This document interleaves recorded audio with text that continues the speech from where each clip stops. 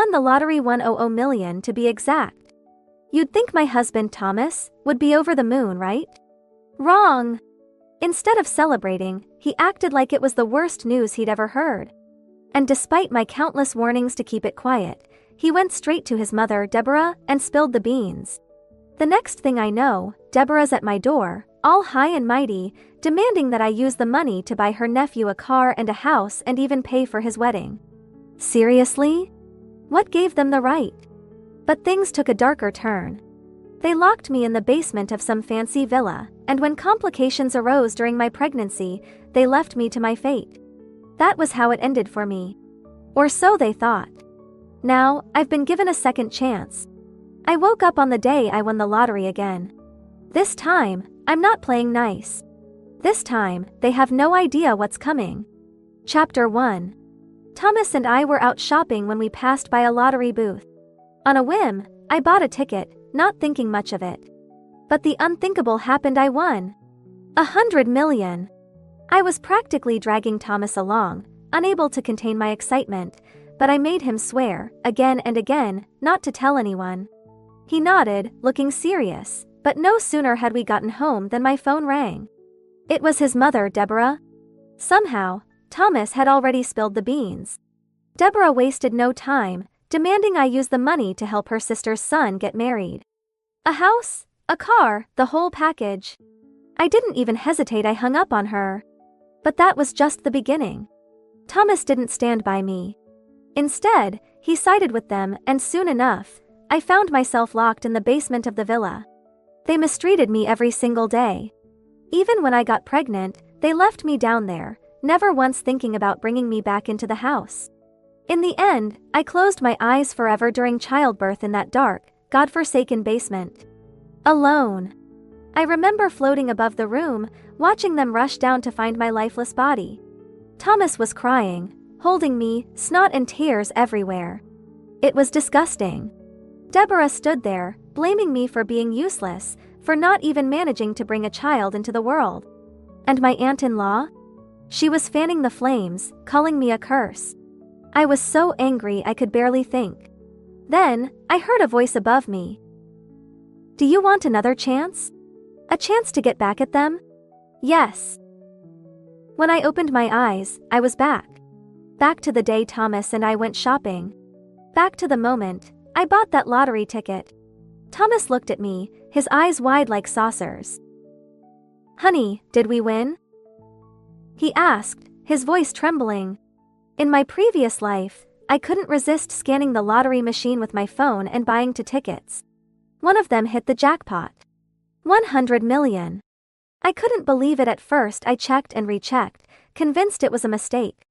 At the time, Thomas and I were drowning in debt, barely making ends meet between the mortgage and car payments. He'd even scolded me for spending $20 on those tickets, saying it was a waste. But against all odds, I won. I could finally pay off everything in one go. I was so overjoyed I could have danced in the street.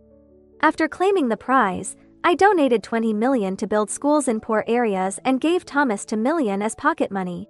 That weekend, Deborah invited us over for dinner. For the first time in forever, she made a huge spread, and Daniel, my uncle-in-law, was all smiles, serving me food like I was royalty. Ever since my aunt-in-law passed, Deborah had let Daniel and his lazy son move in with her. I didn't say much about it, and Daniel was usually polite to me, but that night, he was being extra nice. Daniel helped Deborah in the kitchen while Thomas and I watched TV, just as Sarah, a friend of mine, started a video call. Thomas asked for an apple, insisting I peel it for him. So I got up and headed to the kitchen to grab a knife. But as I reached the doorway, I froze. Daniel's hand was inside Deborah's blouse. At first, I thought he was scratching her back, considering her age and all, but then they kissed. Deborah even playfully hit him on the chest, acting coy. I nearly gagged. I quickly darted back to the couch before they noticed me, telling Thomas I couldn't find the knife. My heart was racing. Then my phone buzzed. Sarah, my best friend, had sent me a screenshot. I opened it, and it was a picture of Deborah and Daniel caught in the act. Jessica! Did you seriously just give me front row seats to this drama? This is wild. She texted. Your timing is impeccable, girl, but you have to keep this to yourself. I replied. Don't worry, my lips are sealed. At dinner, Deborah put a massive piece of ribs in my bowl, and Daniel kept piling food onto my plate. I knew something was up. People don't act this nice for no reason. Sure enough, Deborah started dropping hints, and soon enough, she came out with it. She wanted me to give Daniel money. I said we were still paying off our loans and didn't have any spare cash to give. Thomas, with his mouth full of ribs, mumbled. Yeah, she just won $100 million yesterday, but she already donated $20 million to charity. We don't have much left. Deborah slammed her chopsticks on the table, her face turning red. Jessica, you gave $20 million to strangers and won't even spare a penny for the family? Daniel's your uncle. I told her I had made some investments and didn't have any liquid cash. If it was such a big deal, I suggested she take the $2 million I gave Thomas for Daniel's son's wedding. Thomas immediately panicked, saying he'd already lent that money to a friend in need. Deborah didn't say a word to him. Instead, she turned on me, accusing me of being stingy. You give Thomas only $2 million? That's hardly enough for his daily expenses. She shrieked. Then she demanded I give Daniel's son $50 million to buy a grand villa and throw a lavish wedding. I could see the greed in her eyes. I didn't bother arguing. I just left. That night, I packed my bags, planning to quit my job and travel the world. I wanted to leave all this behind, leave them behind. But I never made it out the door. In the end, Daniel's son got his mansion and his wedding. Thomas remarried a young supermodel less than a week after my funeral. Deborah lived like a queen, with maids attending to her every need around the clock. And me? I met my end in that dark basement, my body swollen with pregnancy. Thomas, always eager to twist the knife, told me Sarah had passed away from liver cancer, thinking it would break me even more. They celebrated above me as I took my last breath. No one knew. No one cared. But my soul didn't rest. I lingered in that villa, my resentment growing with each passing day. And because of that, I saw things I hadn't known when I was alive. Deborah and Daniel's affair, for one. The sight of them together made me, even as a ghost, want to vomit. The things they did were beyond disgusting. Maybe my hatred was so strong that it caught the attention of the heavens because I was given another chance. I woke up on the day I won the lottery. This time, I'll make sure they all pay. Chapter 2. Thomas came over, holding his losing lottery ticket, a frown tugging at the corners of his mouth. I casually slipped my winning ticket into my pocket and shrugged, trying to sound indifferent. Come on, like I'd ever get that lucky. He stopped, narrowing his eyes at me. Are you sure, honey? You didn't win anything? I kept walking toward the clothing store, flashing him a soft smile. Nope, nothing. That's weird. You always show me your ticket, but this time, you just threw it away? He said, his suspicion growing. In my last life, this moment played out exactly the same. I remembered how, after realizing I had won $100 million, I lied and told him I'd tossed the ticket in the trash. Back then, Thomas didn't even hesitate. He stuck his hand right into the garbage, rummaging through it like it was no big deal. Standing behind him, I had laughed so hard I could barely breathe, waving the winning ticket in the air like a prize. He had looked up from the trash can, grinning like a fool. So, how much? A few thousand? I had shaken my head, teasing him. Then he rushed over, grabbed the ticket from my hand, and his reaction was priceless. He jumped up and down like a kid on Christmas morning. His excitement was so over the top, even more than mine. But then something strange happened. His expression shifted. His eyes darkened. Wait, how did you win? You never win. I'm always the lucky one. I should have picked that ticket. Didn't you pick your ticket first? I had asked, confused. Besides, what does it matter? We're married. My win is your win. At the time, I didn't understand why he cared so much. We were supposed to be a family. What difference did it make to whose ticket won? I had even remembered how earlier that day, when I scanned my phone to buy the tickets, Thomas had spent ages grumbling that I was wasting money. He'd gone on about how buying lottery tickets was a stupid habit of mine, but the second I won, he was the one celebrating like a madman. Looking back, I should have seen it. It was at that moment, when he saw the 100 million on my ticket, that he started plotting how to make that fortune his own. But this time, I knew better. So, no matter how many times Thomas asked, I stayed firm. I threw it in the trash. But hey, if you're feeling lucky, why don't you go check? Maybe you'll find it. Chapter 3. Thomas hesitated for a second, 1 foot inching toward the trash can. Just then, a young mother walked over, balancing her kid on one hip. She pulled a dirty diaper from under the baby and tossed it right into the trash. A foul stench hit us instantly, making Thomas gag as he quickly backed away. Later that evening, I made a few calls, first to quit my job, and then to text Sarah, my best friend. I had always dreamed of traveling, seeing the world. But back then, I was drowning in debt, barely scraping by with my 9 to 5, pretending to enjoy my job, and fake smiling at my co-workers. But now I was free. Filthy rich. And there was no way I was staying at that job for another second. In my last life, after I won the lottery, Thomas insisted on traveling together. We had finally paid off all our loans, and with 100 million in the bank, he was all too eager to pack his bags and quit his job. But this time, I wasn't telling him a thing. I told him I had to go on a business trip for a month. Thomas eyed me suspiciously, his voice low. Honey, you sure you didn't win the lottery yesterday? You've been acting kinda strange. I paused, and then laughed, shaking my head. You're crazy.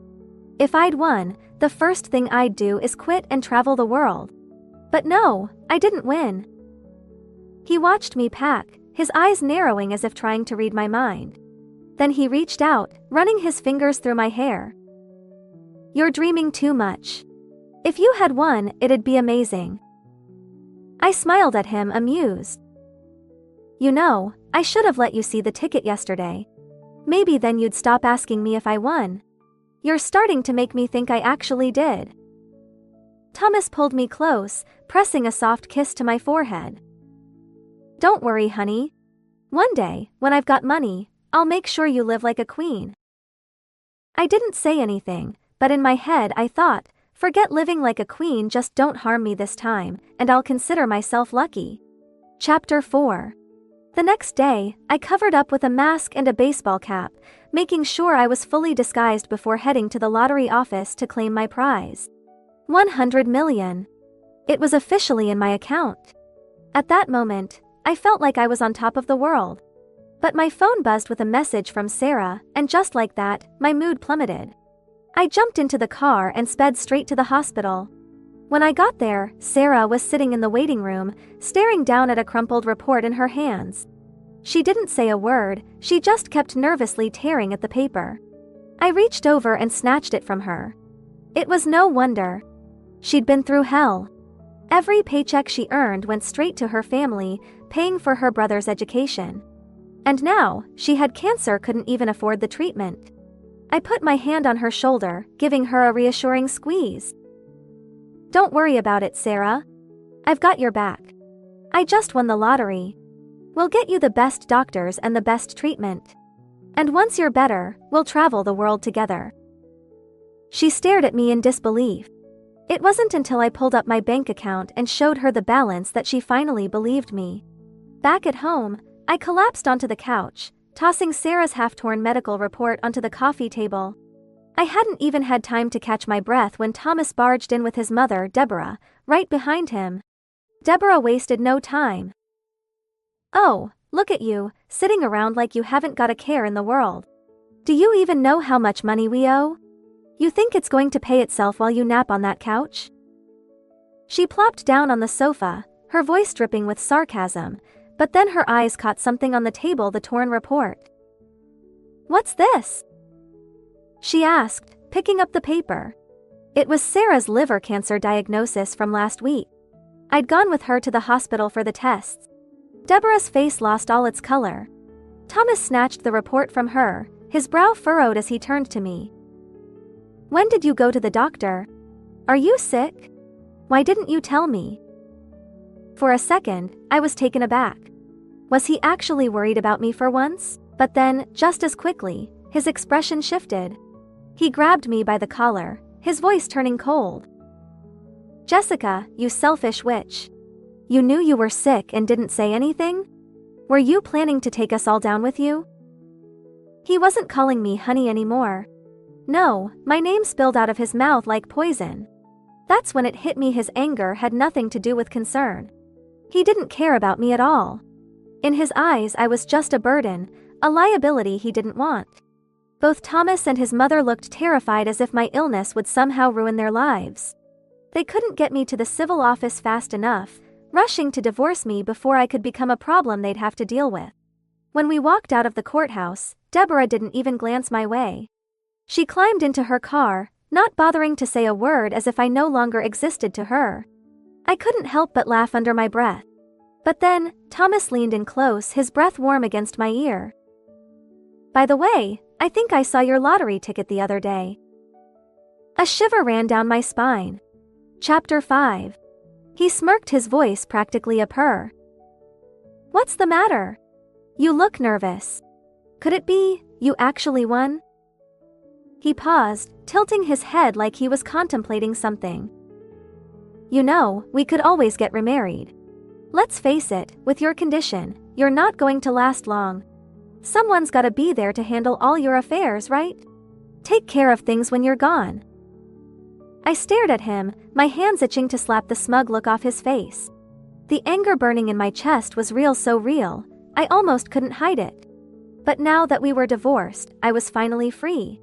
Free from that toxic family, free from the lies, free from the constant manipulation.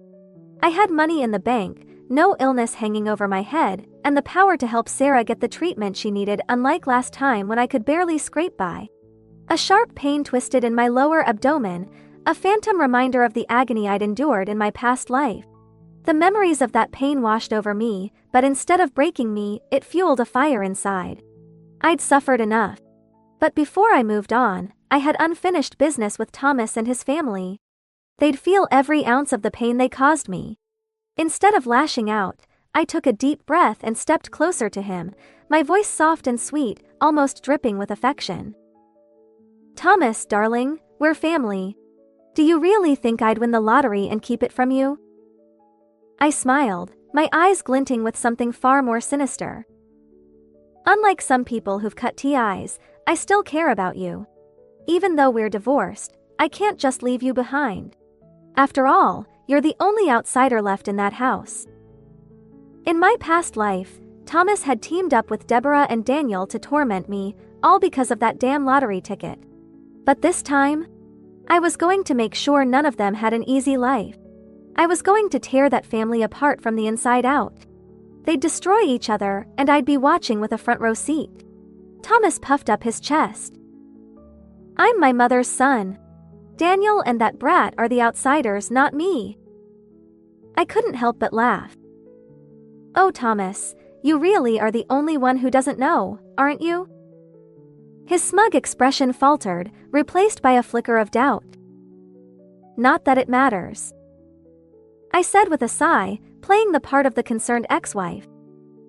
I'm not part of that family anymore, so it's not really my business. But we were married once, and I hate to see you suffer.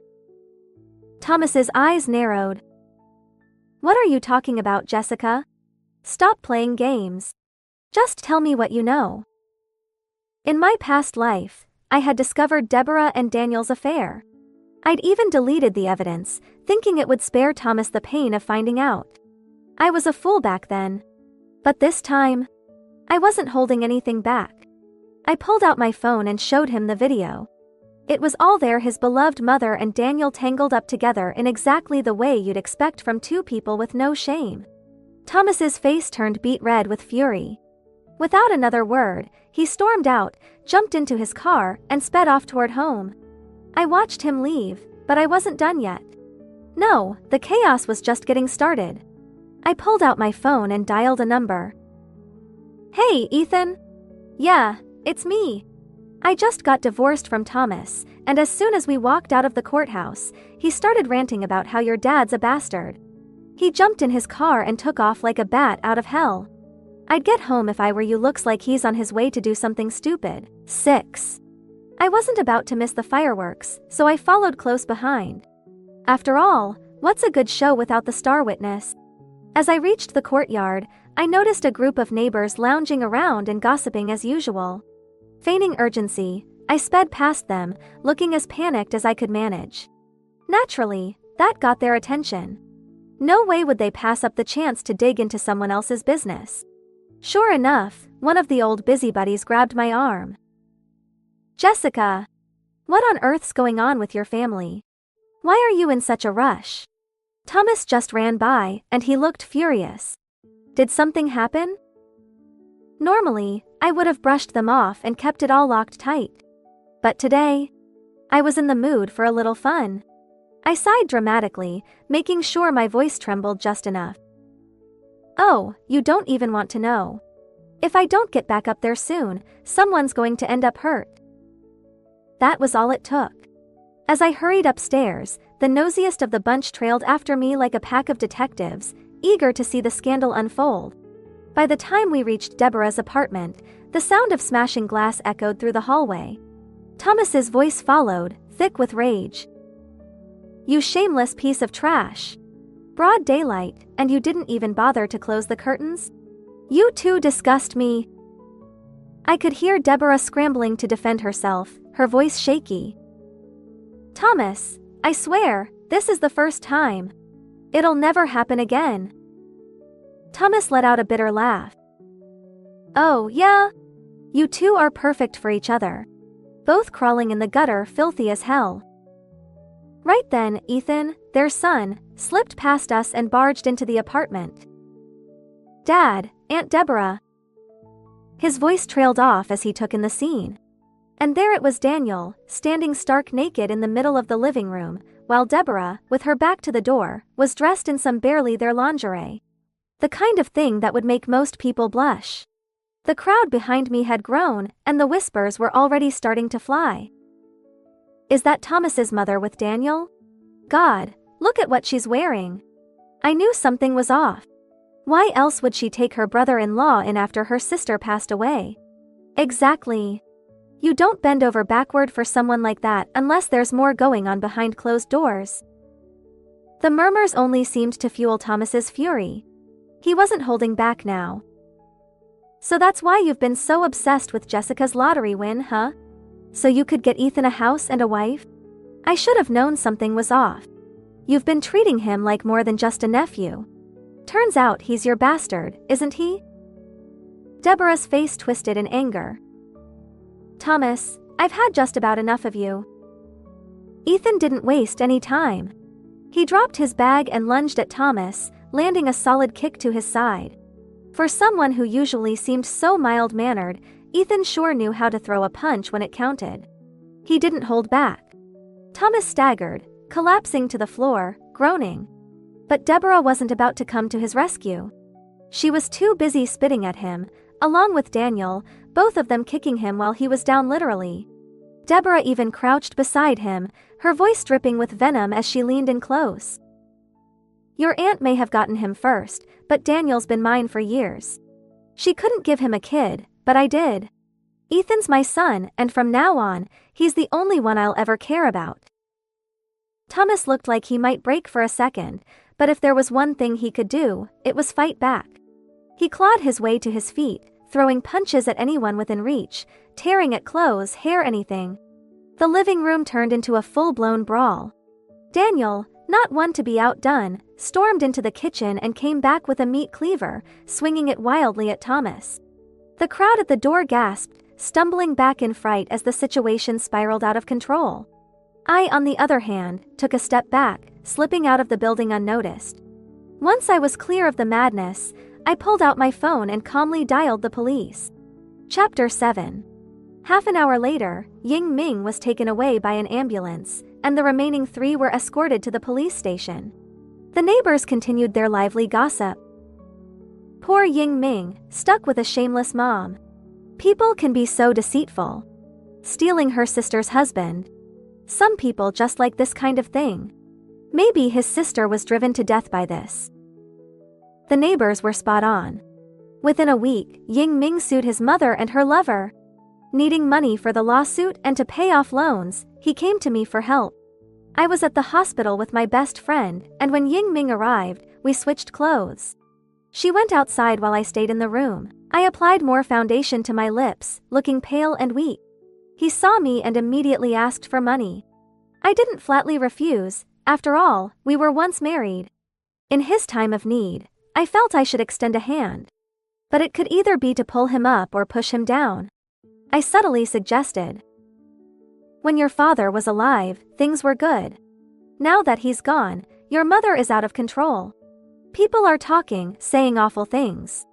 It's probably your sister-in-law's husband stirring things up. He might have even been the one who caused your aunt's death. If you're determined to sue, you need to go all the way.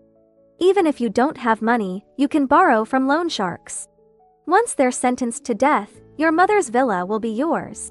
Sell it, and you'll live comfortably. Ying Ming was tempted by my words. After all, he had already fallen out with his mother. There was no turning back. He saw I was thirsty and poured me a glass of water.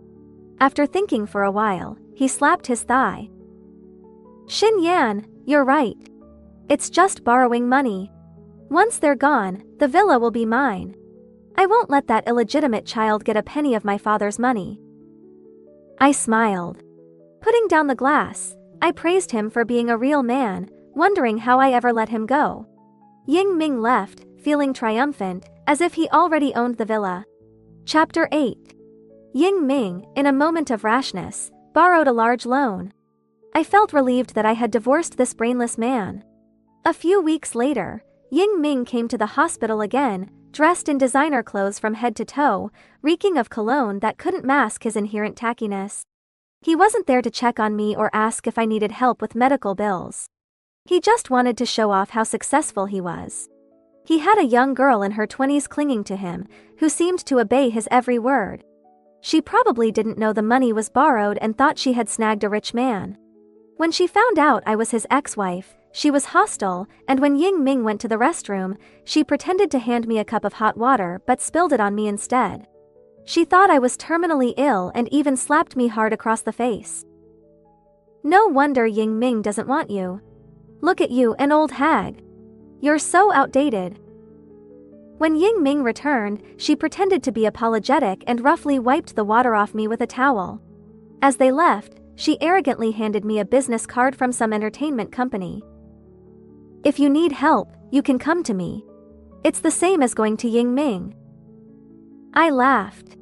This girl was too naive, but she was perfect for a modeling career. In my past life, the two of them squandered my lottery winnings. This time, they had the guts to live off loan shark money. Ying Ming left, feeling satisfied and proud.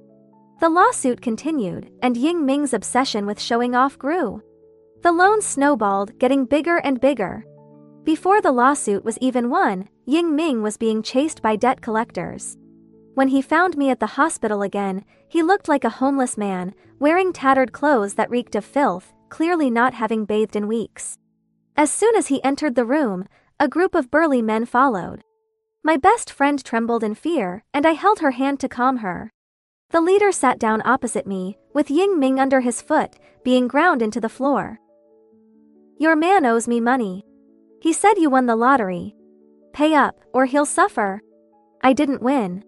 He's just scared and talking nonsense. You little liar. I watched Ying Ming struggle in pain under the man's foot, feeling immense satisfaction. This was nothing compared to the agony I endured during childbirth while he ignored my cries. If you don't pay, I'll stab him every second you hesitate. Ying Ming screamed in pain with every second that passed. He couldn't take it anymore and cursed at me. You wretched woman, can't you help me out for old time's sake? If it weren't for you, I wouldn't have borrowed from loan sharks.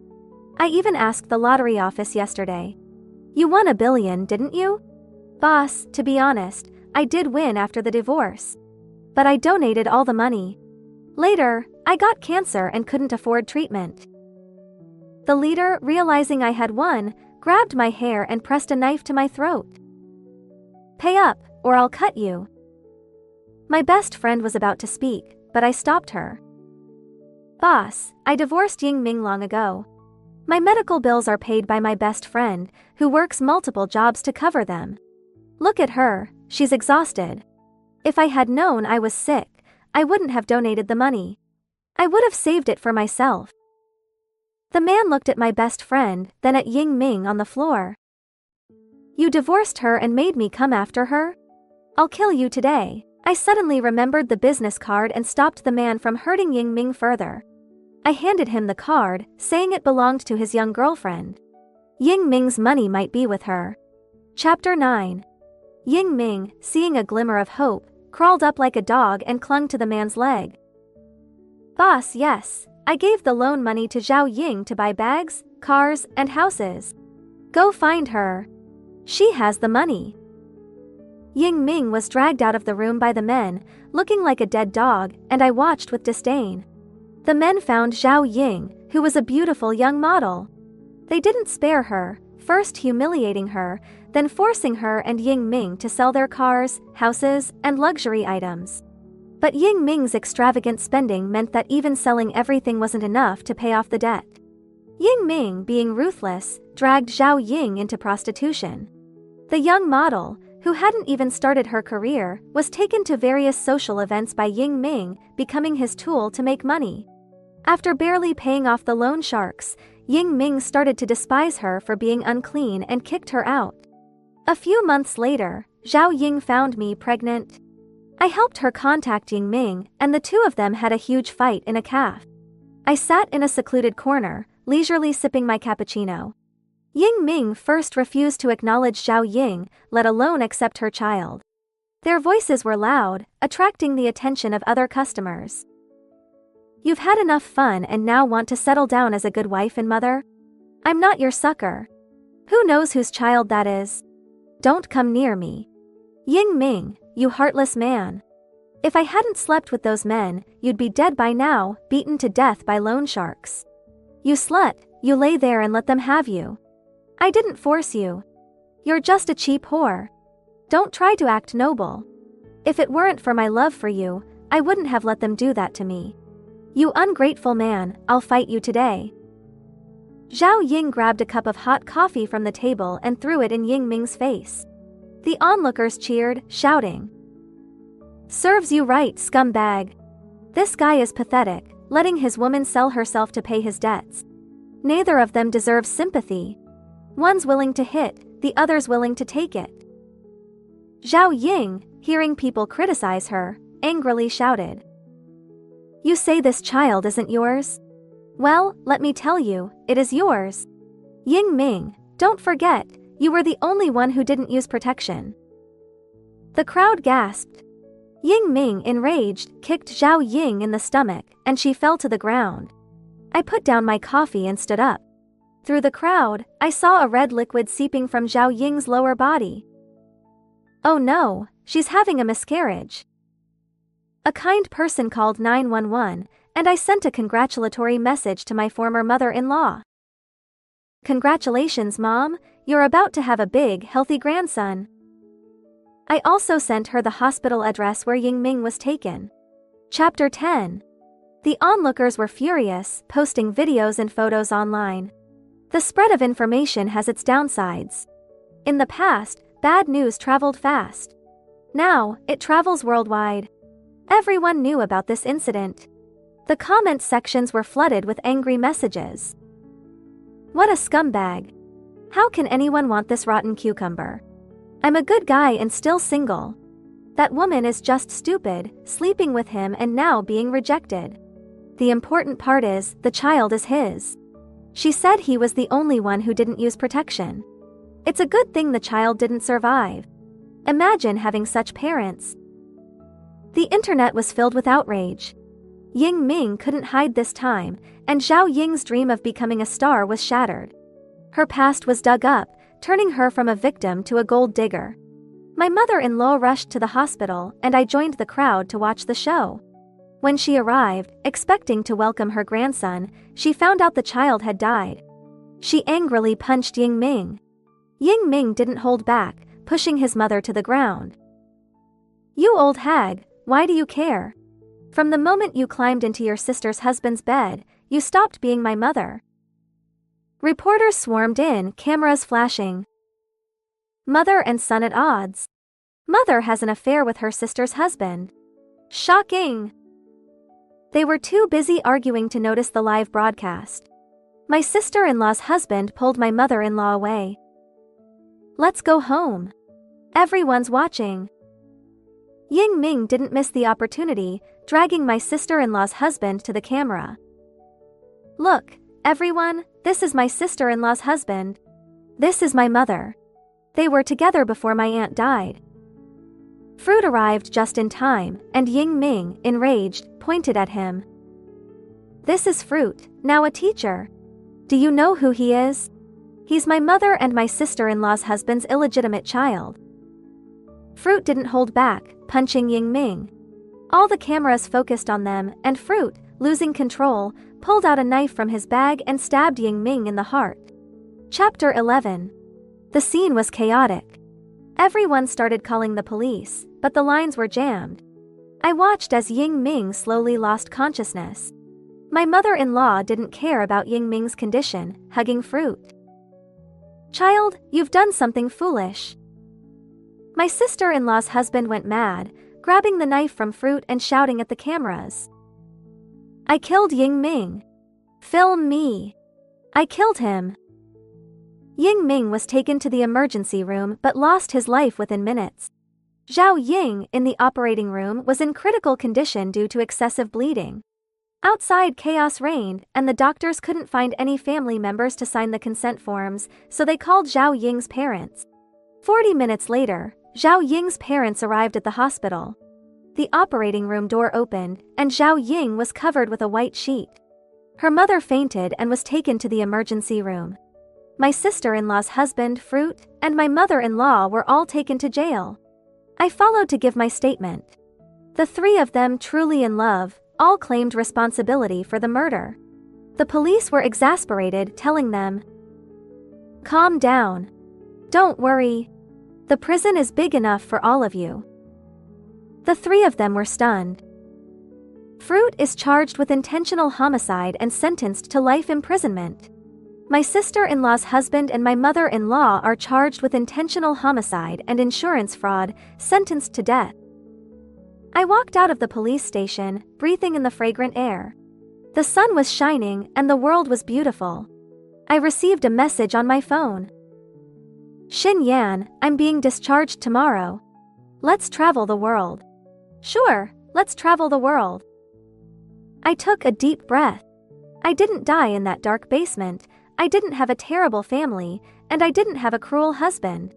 My best friend was free from her illness. This time, I would enjoy the world. A new life awaited me.